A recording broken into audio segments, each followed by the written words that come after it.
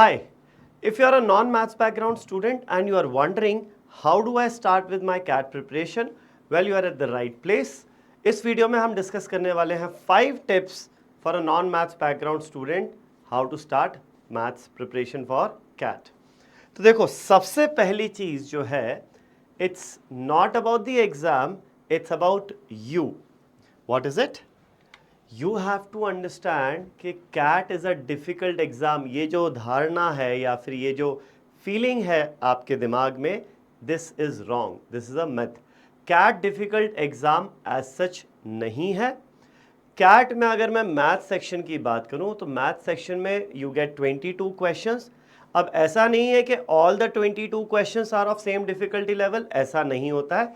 In fact ऐसा तो किसी भी एग्ज़ाम में नहीं होता है.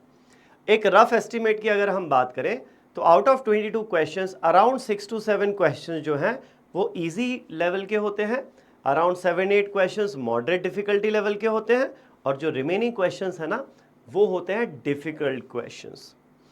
And if you look at the score versus percentile correlation of the last 4-5 years, you would figure out कि out of 22 questions अगर आपको 90 percentile लाना है कैट में, you need to attempt somewhere around 6 questions.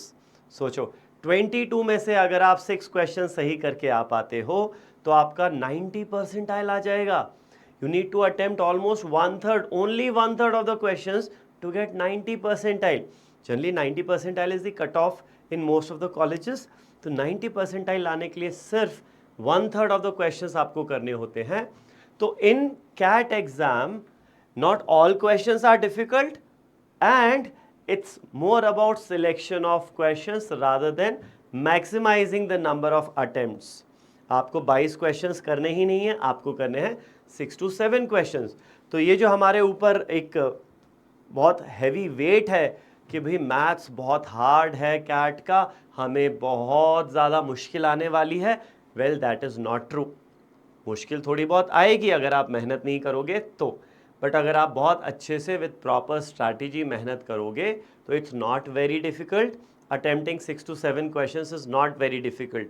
In fact you can easily attempt around 10 to 11 questions अगर आप बहुत अच्छे से even in the next 5 to 6 month अगर आप बहुत अच्छे से तैयारी करते हो तो you can easily attempt more than 8 to 10 questions in the math section.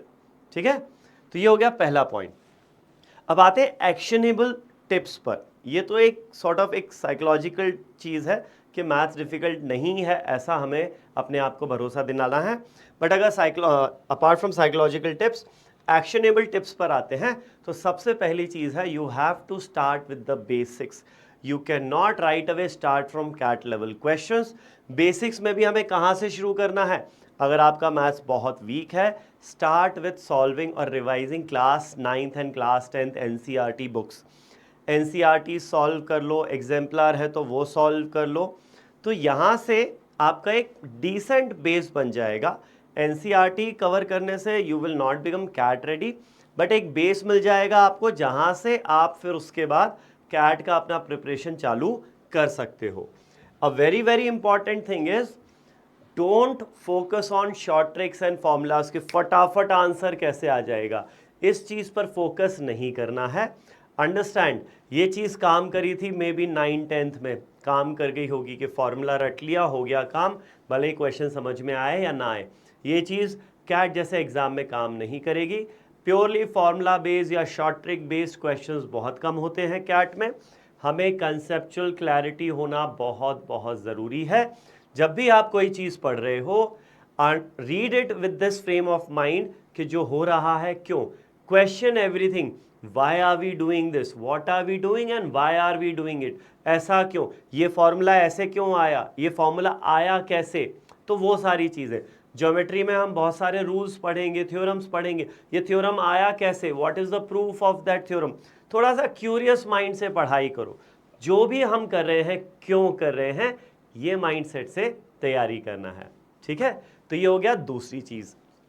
Now the third, again a very very important thing is improve calculations. Generally non math background students के साथ एक नंबर्स का फियर होता है, एक डर होता है नंबर्स का. ये नंबर्स का डर कैसे जाएगा? ये जाएगा कैलकुलेशंस इम्प्रूव करके. वैदिक मैथ्स, स्पीड मैथ्स की ट्रिक्स सीखो ताकि आपकी कैलकुलेशंस फास्ट हो जाएं। ठीक है, बहुत बहुत बहुत ज़्यादा प्रैक्टिस करो। कैलकुलेशन एक ऐसी चीज़ है जो 8-10 दिन में एकदम से इम्प्रूव नहीं हो जाएगी। थोड़ा थोड़ा करके around 10 to 15 minutes daily just practice calculations. Squares याद कर लो, क्यूब्स याद कर लो, फ्रैक्शंस याद करो, टेबल्स याद कर लो, पावर्स याद कर लो, ये सब चीज़ें याद करो और कॉन्स्टेंटली प्रैक्टिस करते रहो कैलकुलेशंस की। एक तरीका क्या है प्रैक्टिस करने का? डाउनलोड एप्स लाइक ब्रेनली या फिर मैथ्रिक्स, ऐसी एप्स डाउनलोड करो। दे गिव यू कैलकुलेशंस, वो एक टाइम्ड मैनर में आपको कैलकुलेशन सॉल्व करने होते हैं, क्वेश्चन सॉल्व करने होते हैं। मतलब कुछ दे दिया 25 × 37, इस तरीके से कैलकुलेशंस वो देते जाएंगे और आपको आंसर करना है। तो इससे इस तरीके से अगर आप 10 से 15 मिनट डेली प्रैक्टिस करते हो, that will improve your calculation. Apart from this, numbers के यूज टू होने के लिए अ very very good tip is start solving sudoku. Sudoku solve करना शुरू कर दो। सुडोकू की भी एप्स आती हैं, वरना न्यूज़पेपर्स में डेली आता ही है। Solve one sudoku puzzle every day, और not just sudoku, sudoku type का कोई और नंबर का पजल जो है वो सॉल्व करना शुरू कर दो। This breeds familiarity towards numbers and helps you to let go of that fear of numbers।